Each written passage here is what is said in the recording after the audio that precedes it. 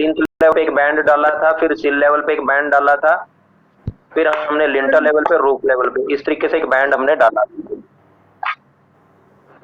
Please बेटा आप mic, hello,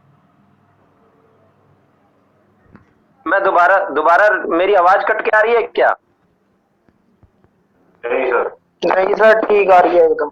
ठीक आ रही है, चलो। तो हमने कल ये ब्रिक मशीनरी के लिए पढ़ा था। आज ब्रिक मशीनरी में ही अगर हम बैंड ना प्रोवाइड करें सिल लेवल पे, लिंटर लेवल पे, अगर ना प्रोवाइड करें बैंड, तो ब्रिक मशीनरी को फिर अर्थक्वेक रेजिस्टेंट कैसे बनाया जाए in the absence of bands? In the absence of bands हम क्या करेंगे बेटा? भाई टाइम से ज्वाइन किया करो प्लीज, बी फास्ट। ये मैं अगेन एक एलिवेशन बना रहा हूं और वही सेम कल वाला पॉइंट है बेटा। ये मैंने एलिवेशन बनाया, एक दीवार सामने से दिख रही है, इसमें मैं एक ये दरवाजा लगा दिया which is in open position now, और इस दरवाजे के साथ मैंने एक विंडो लगा ली। ये विंडो है। स्क्रीन तो दिखाई दे रही है सभी को? Yes sir. चलो अब ये दिख रही है सर। दिख रही है बेटा। ये एच हाइट है। H is the height of the wall from the plinth level और the DPC level, damp proofing course level से ऊपर और रूफ तक की। नीचे वाला पॉइंट ए है, ऊपर वाला पॉइंट बी है। ए पॉइंट जो है वो या तो प्लिंथ लेवल पे है या फिर डीपीसी लेवल पे है। जो बी पॉइंट है वो रूफ लेवल पे है, वो रूफ लेवल पे है। एक मिनट बेटा, शायद लाइट देखता हूं। नहीं आई बेटे, आई नहीं।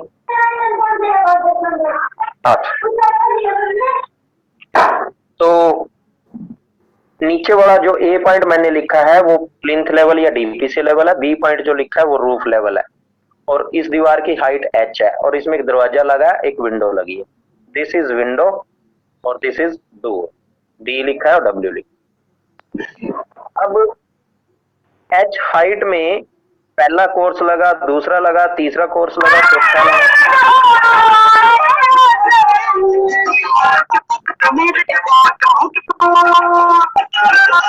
अभिषेक 6 roll number.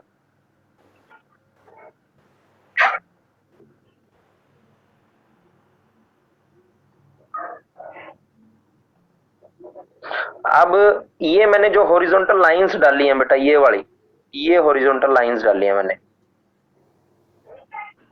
These are the brick courses, यानी ईंट के रद्दे हैं बेटा। ये पहला कोर्स, दूसरा कोर्स। तो ये दरवाजे के केस में दिखाया। अगर इसको हम प्लेन वॉल करें तो प्लेन वॉल आपको ऐसी दिखेगी, जिसमें ना तो कोई दरवाजा हो ना कोई खिड़की हो, वो ऐसी दिखेगी आपको।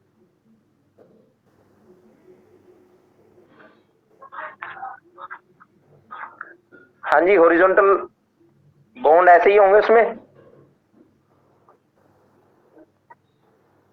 Yes sir. हॉरिजॉन्टल बॉन्ड्स तो हॉरिजॉन्टल लेयर्स ऐसे ही होंगी। अगर ये हेडर कोर्स है तो दूसरा स्ट्रेचर होगा, फिर हेडर कोर्स होगा, फिर stretcher course, header course, stretcher course, ये अल्टरनेट होंगे। और इस दीवार की हाइट होगी एच। इसमें दरवाजे खिड़की लगे हैं, ये बिना दरवाजे खिड़की। अब आपने क्या करना है, इसको अगर अर्थक्वेक रेजिस्टेंट बनाना है तो इसके लिए हम क्या करते हैं, we will do reinforced brick masonry. Reinforced brick masonry का मतलब है, reinforcing means to provide the steel. Steel कैसे प्रोवाइड किया जाएगा? इसमें जो स्टील का डायमीटर है बेटे वो 6 mm और 8 mm, बस। इससे ज्यादा डायमीटर का स्टील हम as a reinforced brick masonry use नहीं करते। या तो 6 mm का डाया होगा या 8 mm का। उसमें हम क्या करेंगे, ये पहला कोर्स है, ये दूसरा कोर्स है, ये तीसरा कोर्स है, चौथा, पांचवा, छठा, सातवां, इस तरीके से ऊपर टॉप तक चले जाएंगे हम दीवार के। एवरी थर्ड कोर्स, ये थर्ड कोर्स है, और द फोर्थ कोर्स। अगेन अगर हमने पहला दूसरा तीसरा कोर्स छोड़ करके एक हॉरिजॉन्टल स्टील दीवार में डालना है, अब ये अगर इसका क्रॉस सेक्शन आप देखोगे या इसका टॉप आप देखोगे तो ये दीवार की चौड़ाई दिखेगी आपको। ये है दीवार की थिकनेस, दिखाई दे रही है? Yes sir. ये है दीवार की थिकनेस बेटा, टी। ये टॉप से ऐसे दिखेगी और इसके बीचों बीच आपको एक हॉरिजॉन्टल बॉन्ड ऐसे दिखेगा और इसमें ईंटें आपको इस तरीके से लगी हुई दिखेंगी, ऐसे ही दिखेगी ना ऊपर से। Stretcher stretcher stretcher stretcher stretcher stretcher stretcher course. जब साइड से आप देखोगे स्ट्रेचर नजर आएगा। तो आपने क्या करना है, एक 6 mm का सरिया या 8 mm का सरिया ऐसे लेना है, इसमें डाल देना। 6 mm का दूसरा सरिया लेना है या 8 mm का सरिया लेना है, स्टील लेना है, वो ऐसे डाल दिए। क्लियर हो गया सभी को? हाँ जी। प्रोवाइड कैसे करना है, ड्रिल करके? नहीं बेटा, देखो ईंट का रद्दा लगाया, पहला रद्दा ईंट का लगाया। हाँ जी, चुनाई पहले रद्दे की चुनाई कर दी ना पहले कोर्स की। हाँ जी सर। फिर इसके ऊपर दूसरा कोर्स, पहला अगर स्ट्रेचर कोर्स है, ये पहला या तो हेडर कोर्स है तो उसके ऊपर स्ट्रेचर आएगा, फिर हेडर आएगा, फिर स्ट्रेचर आएगा। तो ऐसे ही मैंने इसको ये मान लिया कि ये स्ट्रेचर कोर्स है, तो पहला रद्दा हेडर कोर्स, दूसरा स्ट्रेचर, तीसरा हेडर, चौथा स्ट्रेचर। तो इस तरीके से एक के ऊपर एक ईंट लगती चली जाएंगी। आप 1 मिनट होल्ड करें बस, जस्ट।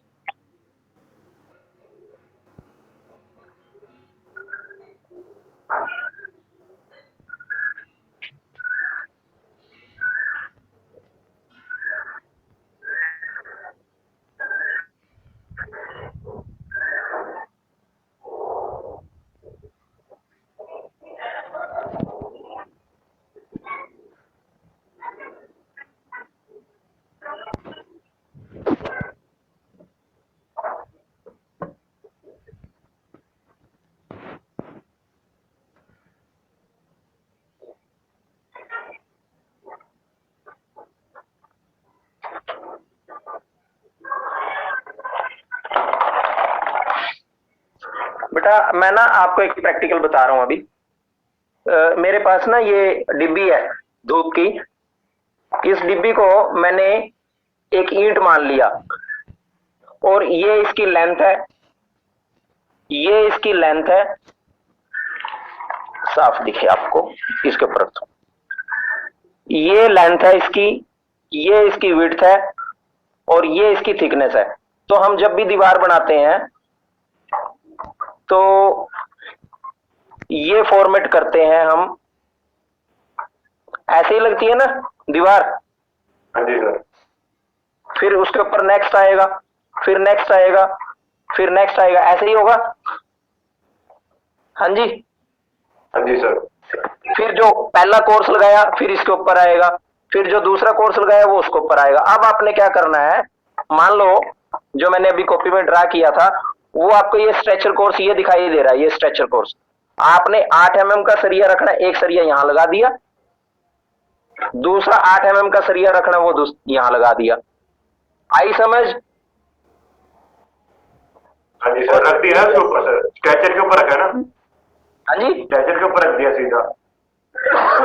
जो दीवार बना रहे हैं बेटे उसके अंदर रख दिया। अब इसके ऊपर मसाला डाल दो।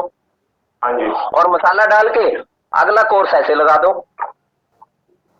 हाँ जी, ठीक है सर। ओके, आगे समझ? हाँ जी सर। देखो मैंने क्या माना कि ये स्ट्रेचर कोर्स है, ये स्ट्रेचर कोर्स है, ये स्ट्रेचर कोर्स है। इस स्ट्रेचर कोर्स के ऊपर सरिया रख दिया, एक सरिया ये लिया, दूसरा सरिया ये लिया, उसके ऊपर हेडर कोर्स लगा दिया, ये हेडर कोर्स लगा दिया। लग गए? हाँ जी। हाँ जी सर। चलो, आ गया कंसेप्ट, समझ में आ गया? Yes sir. अब बात आई कि ये रखने कैसे हैं। अब मान लो ये दीवार ऐसे है, ये प्लान ऐसे है, आगे समझ। ये दीवारें ऐसे बनी हुई हैं बेटा, प्लान ऐसा दिख रहा है घर का।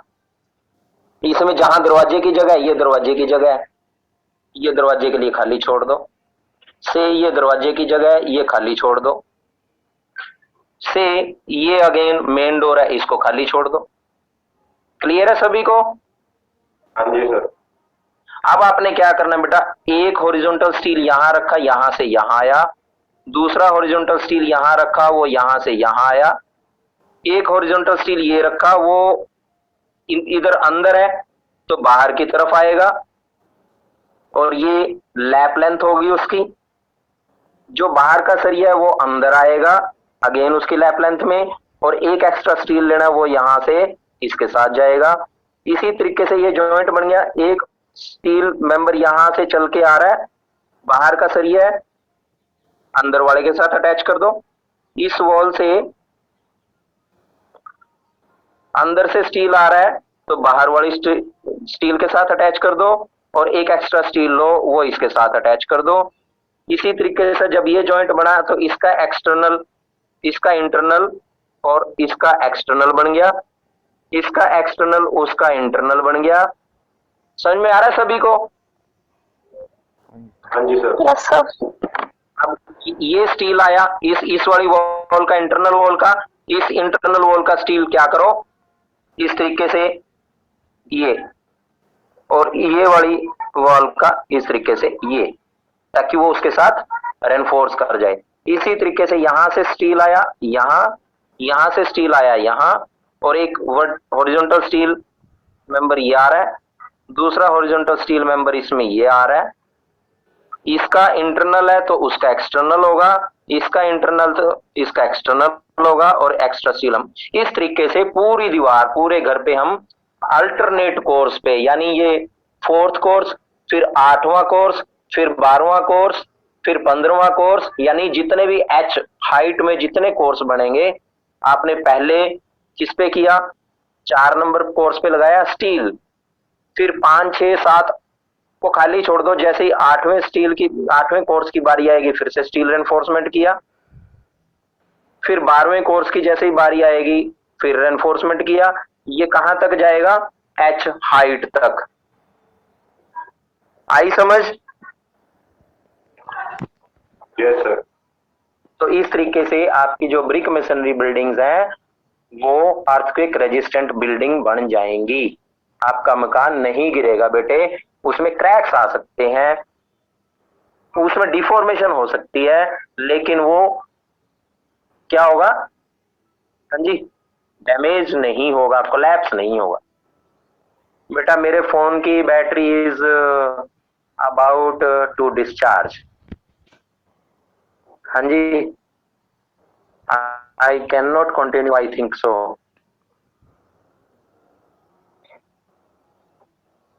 अटेंडेंस मैं लगा रहा हूं अभी। ये पॉइंट क्लियर हुआ नहीं हुआ? क्लियर है सर। हो गया क्लियर हो गया सर। इसे ही बैंड्स कहेंगे सर। बेटा इसको नहीं, बैंड नहीं बोलेंगे बेटा, these are not the band. Band जो है वो आरसीसी बैंड होते हैं। Bands are to be in terms of RCC, reinforced cement concrete. इसमें बोलेंगे बेटा reinforced brick masonry. This is reinforcement in brick masonry. Clear हुआ? जी सर। क्लियर है सर। ये बेटा रेनफोर्स्ड ब्रिक मेसनरी है, ये बैंड्स नहीं है। कंफ्यूज हो जाओगे आप ऐसे तो बेटा ये मेरा मेसनरी का पार्ट शायद इतना ही है। मेसनरी पार्ट में मैंने इतना ही पढ़ाना था आपको। इसके बाद हम आरसीसी पार्ट स्टार्ट करेंगे, और असाइनमेंट का लिंक मैंने भेजा है बेटा सबको। हाँ जी, असाइनमेंट सबमिट बेटा असाइनमेंट सबमिट करने का एक लिंक भेजा है मैंने,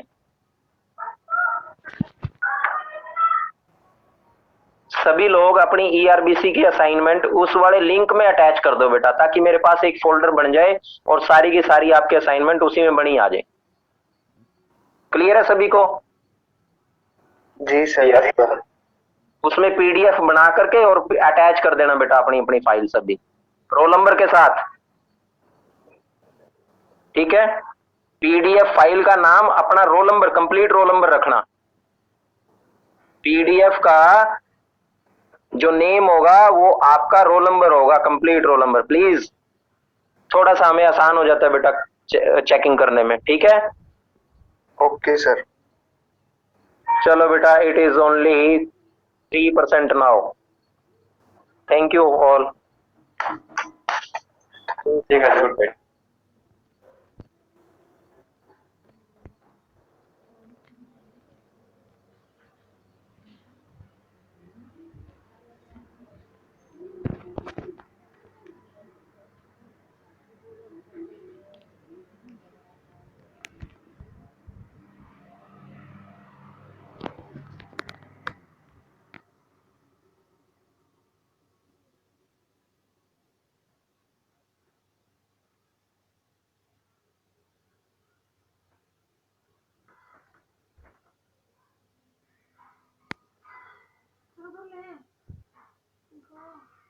बस